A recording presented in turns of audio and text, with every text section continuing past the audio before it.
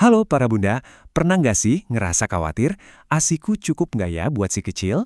Tenang, bunda nggak sendirian kok. Justru karena itu, hari ini kita akan kupas tuntas gimana caranya memperbanyak ASI secara alami yang pastinya aman dan efektif. Biar kita semua bisa lebih tenang dan percaya diri menjalani peran baru ini. Oke, jadi kita bakal mulai dari mana? Pertama, kita akan ngobrolin soal kekhawatiran yang umum banget dirasain. Terus, kita bedah sedikit sains di balik produksi ASI, biar kita ngerti dasarnya. Abis itu, kita intip apa kata riset ilmiah biar makin mantap. Nah, baru deh kita susun langkah-langkah alaminya. Dan sebagai pelengkap, kita juga akan bahas soal dukungan herbal. Siap ya? Yuk kita mulai. Oke, pertama-tama, dan ini penting banget ya, merasa cemas soal suplai ASI itu normal banget, wajar sekali. Perasaan ini tuh kayak paket yang datang barengan pas kita jadi ibu baru. Jadi tolong banget diingat, bunda nggak sendirian ngalamin ini. Coba deh kita resapi kutipan ini. Ini benar-benar ngebah cara pandang kan? Jadi ini bukan soal kegagalan, sama sekali bukan. Ini cuma tubuh kita yang lagi ngasih kode. Tolong bantu aku dong, butuh support nih.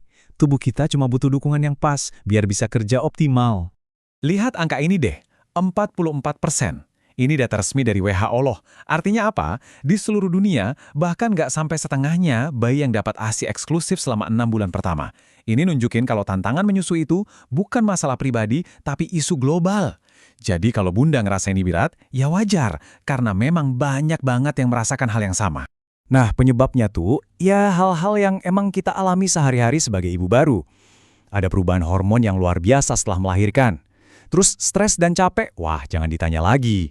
Belum lagi kalau ada pemulihan pasca sesar, atau mungkin efek dari KB hormonal, kadang-kadang juga karena sesi menyusui yang belum rutin. Ini semua normal, bagian dari proses adaptasi tubuh.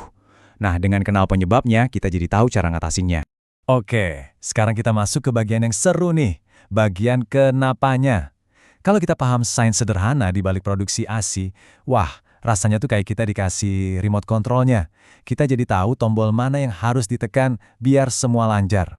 Ini dia nih, prinsip paling dasarnya, supply and demand, permintaan dan penawaran.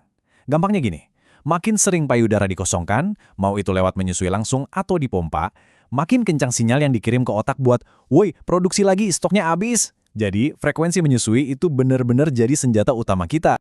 Nah, di dalam tubuh kita itu ada tim impian yang kerja bareng. Ada prolaktin, si hormon produksi, dan oksitosin, si hormon pengeluaran.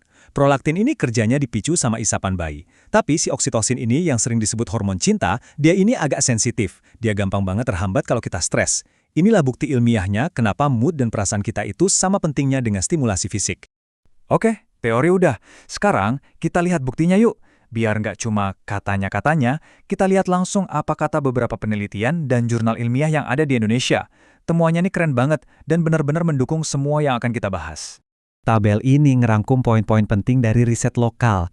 Contohnya nih, jurnal Judimas membuktikan kalau nutrisi yang bagus dan manajemen stres itu ngaruhnya signifikan banget ke produksi ASI. Terus, dari Gaster Journal, ternyata ada teknik perawatan khusus pasca sesar yang efektif buat merangsang produksi ASI.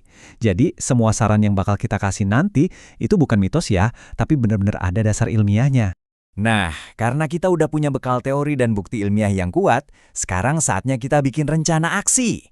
Ini dia langkah-langkah praktis dan alami yang bisa langsung bunda coba mulai hari ini juga. Ini dia 5 fondasi utamanya. 1. Menyusui lebih sering buat ngasih sinyal permintaan yang kuat.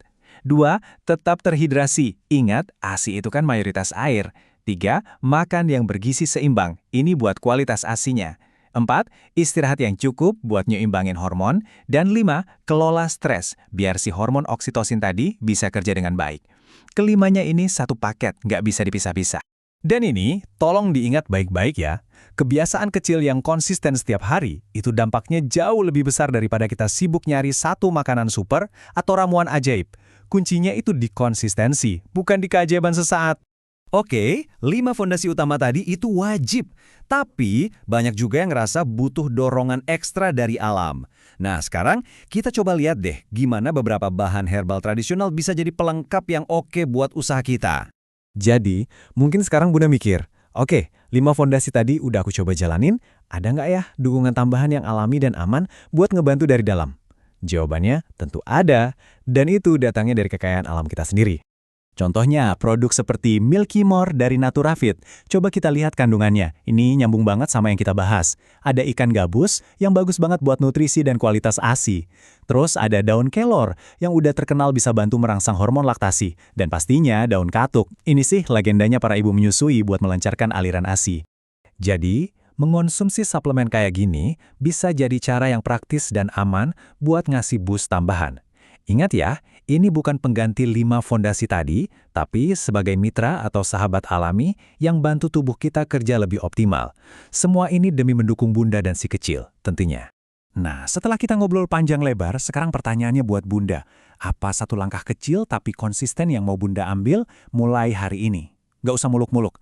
Mungkin cuma komitmen buat minum segelas air ekstra setiap habis menyusui? Atau nyempetin 5 menit aja buat tarik nafas dalam-dalam sebelum tidur? Pilih satu aja dan mulai dari situ. Semangat ya Bunda, Bunda pasti bisa.